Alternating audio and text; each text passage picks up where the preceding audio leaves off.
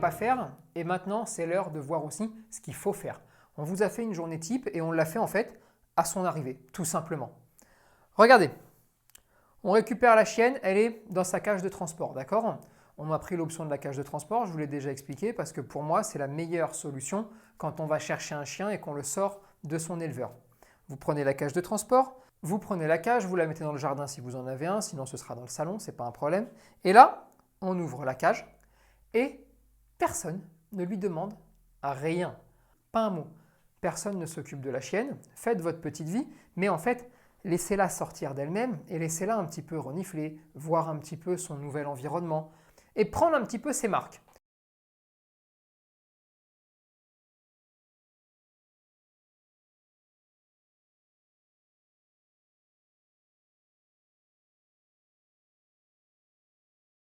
Ensuite, vous pouvez tout à fait, pour être un petit peu plus accueillant, vous mettre au sol. L'idée, ce n'est pas de s'occuper de la chienne, c'est juste en fait de lui faire des propositions. Vous vous mettez au sol et vous voyez ce qui se passe. Soit elle vient vers vous, elle veut des câlins, eh ben, on câline, on fait des bisous. Soit elle ne vient pas, bon ben, elle ne vient pas, c'est pas grave. Mais l'idée là, c'est vraiment en fait, vous savez, souvent on dit attention aux propositions que peut faire le chien. Ben là, j'ai envie de vous dire, ça va être au chien de faire attention aux propositions que sa nouvelle famille va pouvoir lui faire. Parce que dans les deux sens, c'est très important. Proposez-lui des actions volontaires. Une fois que vous avez fait ça, surtout, essayez de vous comporter normalement. C'est-à-dire que si vous êtes avec votre famille, si vous êtes en famille, si vous êtes avec des amis, ne restez pas là comme ça avec une espèce de stress ambiant. Vous savez, non, on ne lui parle pas, on ne la regarde pas, parce que ça se ressent. Là, non, vous ouvrez et puis vous discutez, et puis vous la laissez faire, vous ziottez un petit peu, et ensuite vous lui faites une proposition au sol, et puis vous continuez à parler, et vous continuez en fait votre vie normalement, sans prendre la tête à personne. Et puis on câline, on fait des petits bisous. Une fois qu'on a fait des petits bisous, vous pouvez vous mettre à bouger pour qu'elle aille vers quelqu'un d'autre. Très naturellement, là encore, si vous êtes deux au sol, et ben celui qui a le chien, il fait des petits bisous, il s'amuse un petit peu avec. Tout d'un coup, il se relève et vous allez voir que le chien va partir sur la personne d'en face. L'idée, c'est vraiment d'être à la cool pour laisser découvrir. Ensuite, si vous avez un chien, et bien là, à ce moment-là, on ouvre la porte et on intègre le chien. Attention, visionnez bien la vidéo sur l'intégration avec un chien parce que je vous ai déjà fait toute une vidéo dessus et c'est très important de bien comprendre les choses. Donc le chien arrive et là, encore une fois, laissez-les faire, laissez-les discuter, laissez-les se proposer des actions. Et vous allez voir que soit le chiot va prendre un petit peu peur parce que un chien adulte en face et il va se reculer, vous ne faites rien. Soit c'est votre chien qui au bout d'un moment va snobber le chiot en se disant « Oh là là, c'est quoi ça ?» Mais bon, et il va se mettre d'un côté. Et en fait, ils vont tout doucement apprendre à trouver leur marque. Dans toute cette excitation, dans tout ce moment un petit peu d'euphorie, c'est là aussi que vous allez en profiter pour mettre pour la première fois le collier autour du cou du chien. Alors, quand vous mettez le collier, faites-moi plaisir. Prenez pas des colliers qui ne passent pas. Vous savez, parce que des fois, vous avez des colliers, on n'arrive même pas à les mettre tellement ils sont serrés. Et alors là, allez, viens que j'étrangle le chien parce que je le prends dans tous les sens. Non, je ne vous demande pas de mettre un collier 6 fois trop grand, mais simplement mettez un collier où très naturellement vous caressez, le chiot est avec vous, plouf, on l'a mis, personne ne s'en est rendu compte, on n'a rien dit à personne, il n'y a pas de laisse pour le moment, il n'y a rien du tout, juste le collier. Et allez, et on continue les propositions volontaires, et puis il y a le chien, et puis il y a toute la vie qui se passe autour. Dès que vous avez fait ça, qu'est-ce qu'on fait?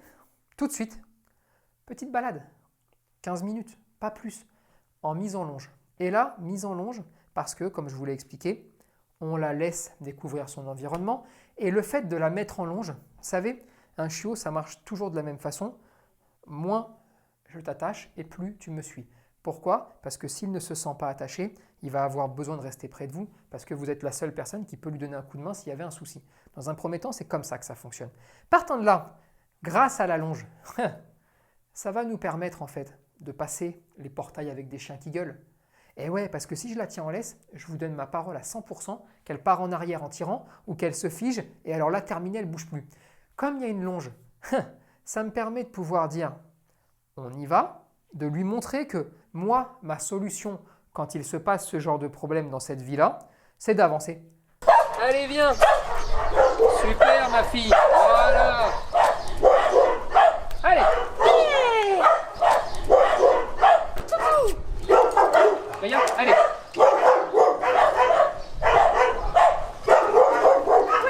Oui. Super, allez. Voilà la solution que tu dois prendre. Ce n'est pas celle d'aller gueuler, c'est celle d'avancer. Et comme elle voit que moi j'avance, en lui disant allez viens, vous avez le droit de la motiver un petit peu. Alors pas les je me mets au sol, je fais du rappel, je fais tout ça. Non, non, juste dans la continuité naturelle de ce que vous faites. Et elle se dit ok, il faut que je prenne mon courage à deux mains, il faut que je le rejoigne parce que j'ai aucune envie de le perdre. Résultat, elle suit. Et quand elle suit, c'est bien ma fille. Et on continue à avancer. Et là, elle se rend compte que la bonne solution, en fait, c'est pas de s'arrêter, mais c'est d'avancer. Qu'en plus, elle a déjà une première preuve qu'elle peut me faire confiance. Elle vient à peine d'arriver et elle se dit, ça me faisait très peur le chien.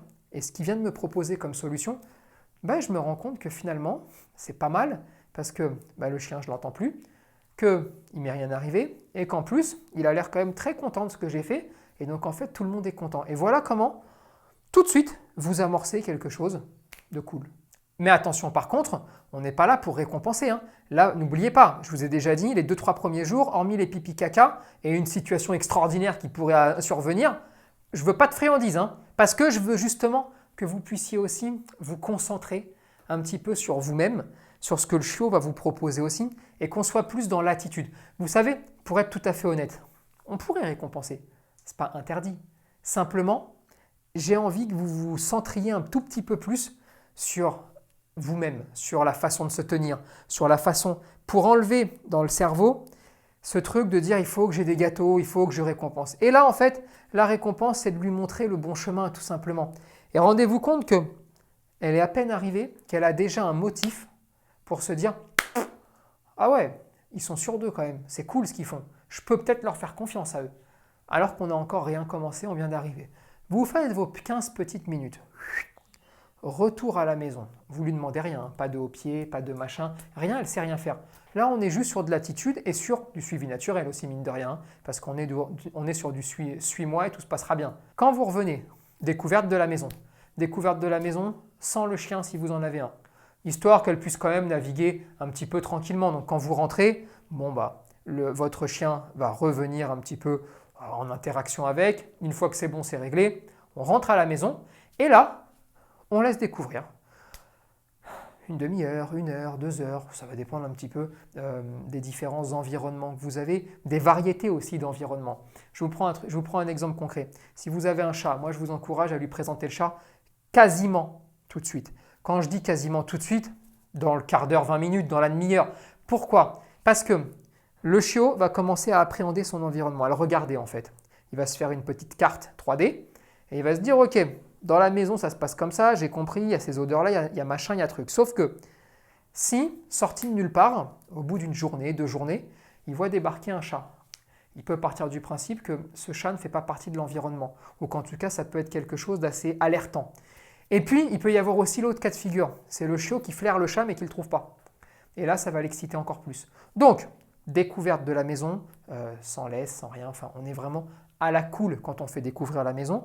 Et ne le suivez pas comme ça, le chiot. Vous le laissez découvrir et puis vous faites votre petite vie normalement en ziotant un petit peu quand même. Parce que ça peut toujours être intéressant de regarder. Et très vite, présentation du chat si jamais il y a un chat. Je vous ai déjà expliqué comment. Ensuite, ça va dépendre un petit peu de l'heure qu'il est. Est-ce que c'est l'heure de manger ou est-ce que c'est pas l'heure de manger? Si c'est pas l'heure de manger, vous allez voir que très naturellement, il va aller dormir le chiot. Et la plupart du temps, ils vont dormir contre vous, à vos pieds notamment. Pourquoi?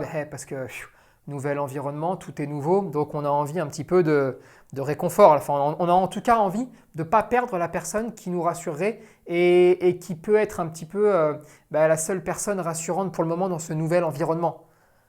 Dans ces cas-là, soyez futés quand même. Ne le dégagez pas sous prétexte qu'il dort sur vos pieds, parce que j'en ai plein qui font ça. Laissez-la sur vos pieds ou laissez-le sur vos pieds. Et tranquille, matez la télé, faites ce que vous voulez, faites votre vie normalement. Quand vous vous levez, s'il vous suit, laissez-le vous suivre tranquillement.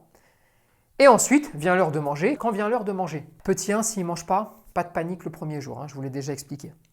Petit 2, on ne lui prend pas la tête, on prépare sa gamelle, on la met et il peut aller manger, il n'y a pas de assis, il n'y a pas de pas bouger, il n'y a pas de tout ça sur le premier repas. Vous posez la nourriture et il va manger de lui-même.